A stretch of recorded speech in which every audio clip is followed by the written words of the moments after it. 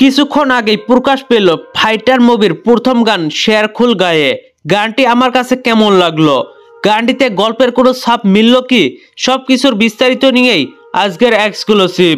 Channel কিংবা page যেখানেই হন না কেন, নতুন হলে ফলো কিংবা সাবস্ক্রাইব করে পাশেই থাকুন, সাথে অল নোটিফিকেশন অন করুন যাতে আমার লেটেস্ট ভিডিওর নোটিফিকেশনগুলো সবার আগে আপনার কাছে চলে যায়। এই তো 2 দিন আগেই প্রকাশ পায় most handsome Bollywood star Hrithik রোশনের মোস্ট এক্সাইটিং মুভি ফাইটারের টিজারটি দেখে সবাই অবাক হয়েছিল। সেই সব বিষয়ে পরে বলছি, তবে তার আগে শেরখুল গায়ে শিরোনামের পার্টি সংটা নিয়ে কিছু বলতে চাই।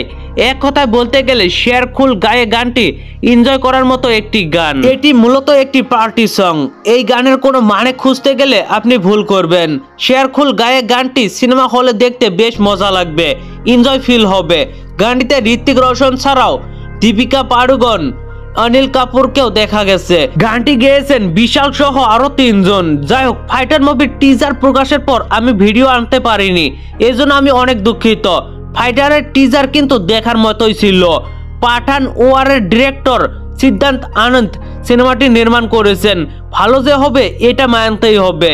আই থিঙ্ক ভারতে এই প্রথমবার এমন হাই বাজেটের এরিয়াল অ্যাকশন মুভি বানানো হচ্ছে। অনেকে বলছে ঋত্বিককে টম ক্রুজের মতো লাগছে। যার যেটা ইচ্ছে সেটাই বলুক, টিজারটি দেখে মনেই হচ্ছে না এটা বলিউডের কোনো সিনেমা। কি অ্যাকশন, ভিএফএক্স, কালার গেটিং সব ভালো ছিল। টিজার কাট ছিল অসাধারণ। গল্পের কোনো ছাপ খুঁজে পাওয়া যায়নি ফাইটার মুভির টিজারটিতে। ঋত্বিক দীপিকার কেমিস্ট্রি খুব ভালো মানিয়েছে। রোমান্টিক দৃশ্যে বেশ ভালো লাগছে তাদেরকে। তো বন্ধুরা, ফাইটার মুভিটা নিয়ে আপনি কতটা এক্সাইটেড অবশ্যই নিচের কমেন্ট বক্সে জানাতে ভুলবেন না। ভিডিওটি ভালো লাগলে একটি লাইক দিয়ে বন্ধুদের মাঝে বেশি করে শেয়ার করুন। ধন্যবাদ পুরো ভিডিওটির সঙ্গে থাকার জন্য।